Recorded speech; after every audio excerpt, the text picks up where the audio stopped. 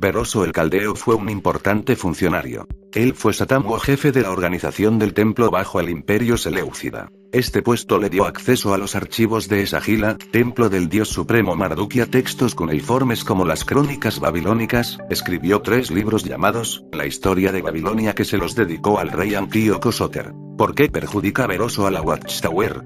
¿Por qué la Watchtower intenta desacreditarlo? Él nos proporciona una lista de reyes del período neobabilónico que descarta la posibilidad de agregar años u otro rey para extender la cronología 20 años atrás. También menciona que los primeros cautivos tomados por Nabucodonosor de Jerusalén se realizaron en el primer año de este rey, confirmando lo escrito en Segunda de Reyes 24:1 y Daniel 1:1, más el relato de la tablilla de arcilla BM 21.946 que analizamos en el vídeo anterior. La Watchtower en su libro Perspicacia aporta muy poco material en cuanto a este sacerdote caldeo.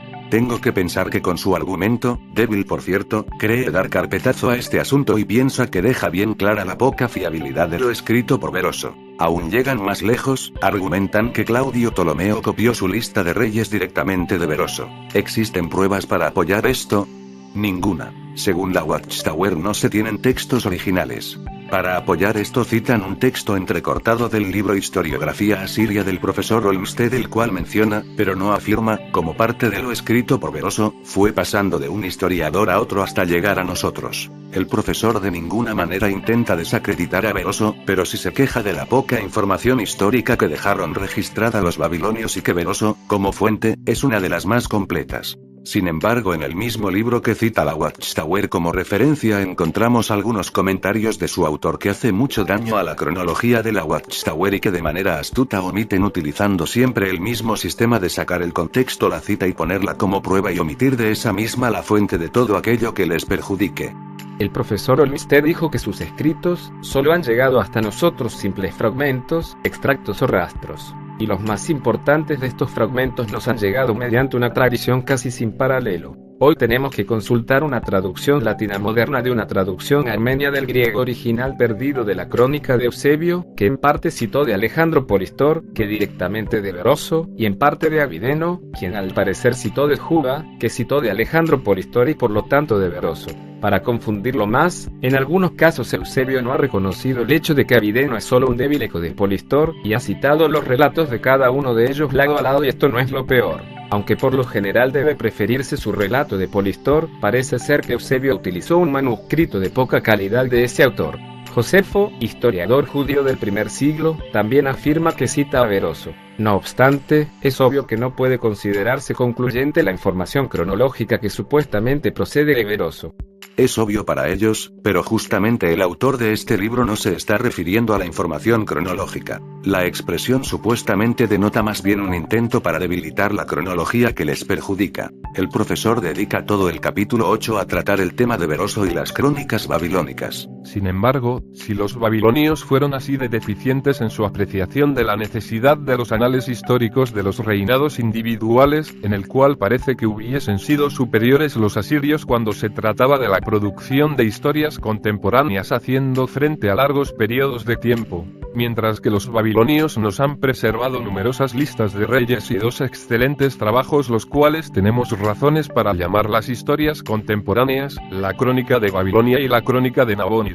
Los asirios tienen, sin embargo, la lista de los epónimos conocida como Crónica Asiria y conocidos como sincronismos históricos. Sobre la lista de estos reyes es donde me quiero centrar porque es lo que nos interesa. También trataré más adelante la lista de epónimos y la manera en que ésta se sincroniza con las crónicas babilónicas, la lista real de Beroso y el canon de Ptolomeo. Las citas más largas que determinan el lapso de tiempo del período neobabilónico se encuentra en la obra de Flavio Josefo, Contra Apión y en Antigüedades de los Judíos, en la Crónica de Eusebio y en Preparación para el Evangelio y en otros trabajos anteriores. Muchos historiadores, como Olmsted, han argumentado que las citas de Josefo fueron tomadas de los trabajos del erudito Polistor. Esto es solo una teoría y no hay pruebas de ello. Un segundo grupo de especialistas han llegado a la conclusión de que Josefo tenía una copia a mano del trabajo de Beroso. El Dr. Gregory Sterling ha aportado sólidos argumentos a favor de que Josefo citara directamente del trabajo de Beroso en su libro. En lo que todos los historiadores están de acuerdo, es que las citas más fiables conservadas al día de hoy del trabajo de Beroso, son las de Flavio Josefo y Eusebio. La fiabilidad de sus relatos, que fueron rescatados de citas de otros historiadores, está apoyada por la historia arqueológica y lo más importante en este caso es que su lista de reyes para el período neobabilónico está también apoyada por otras listas encontradas como la lista de reyes en Uruk. Esto es lo que está escrito en el mismo libro que utiliza la Watchtower como referencia del profesor Olmsted. Al final del capítulo 8 él escribe: es en Eusebio que encontramos la información más útil, algunas de hecho son aportes muy reales que aumentan nuestro conocimiento. Sin embargo, las primeras crónicas de Apolodoro utilizaron también como fuente a Beroso, algunos años después de 144, de la cual algunas de las informaciones pudo haber sido derivada a otros cronológicos. Josefo utilizó a Alejandro Polistoria Videno por Cirilo, Sincelo y el historiador armenio, el pseudo Moisés de Corena.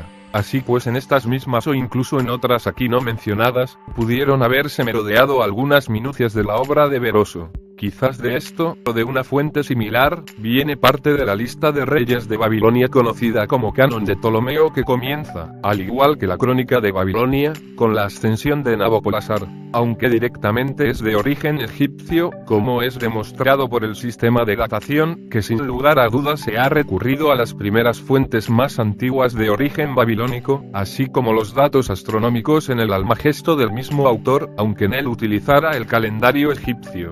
En resumen, prácticamente todo el conocimiento auténtico del mundo clásico sobre los asirios y los babilonios vinieron de Beroso.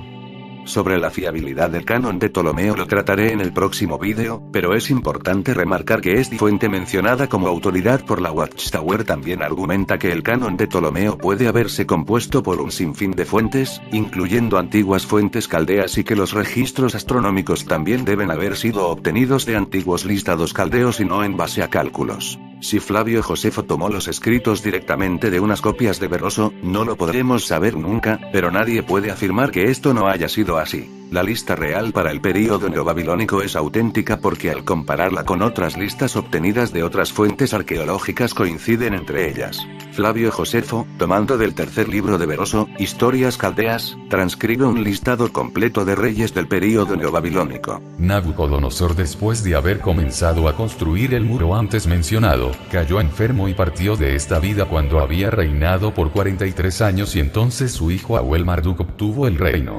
Gobernó los asuntos públicos de una manera ilegal e impura y hubo un complot en su contra por Neriglissar, el marido de su hermana, y fue asesinado por él cuando había reinado por 2 años. Después de que él fuera asesinado, Neriglissar, que fue la persona que atentó contra él, le sucedió en el reinado y reinó por 4 años. Su hijo, Labasi-Marduk, obtuvo el reino, aunque era un niño, lo mantuvo por 9 meses, pero debido a su mal temperamento y malas prácticas que exhibió al mundo, hubo también un complot en su contra realizado por sus amigos y fue torturado hasta morir. Después de su muerte, los conspiradores se reunieron y de común acuerdo se puso la corona sobre la cabeza de Nabónido, un hombre de Babilonia, uno que pertenecía a la insurrección. Durante su reinado, los muros de la ciudad de Babilonia fueron construidos curiosamente con ladrillo cocido y asfalto, pero cuando llegó a los 17 años de su reinado, Ciro el persa salió con un gran ejército, conquistó toda Asia y llegó apresuradamente a Babilonia. El relato de Beroso continúa hasta que Nabónido es capturado por Ciro el persa y Babilonia pasa a manos de los medos y los persas en el año 539. Si Nabucodonosor empezó a reinar en el año 605, jamás pudo haber destruido el templo de Jerusalén en el año 607, como dicen los testigos de Jehová, porque en ese tiempo él no estaba reinando. Además, la Biblia nos dice que la destrucción ocurrió en el año 19 del reinado de Nabucodonosor.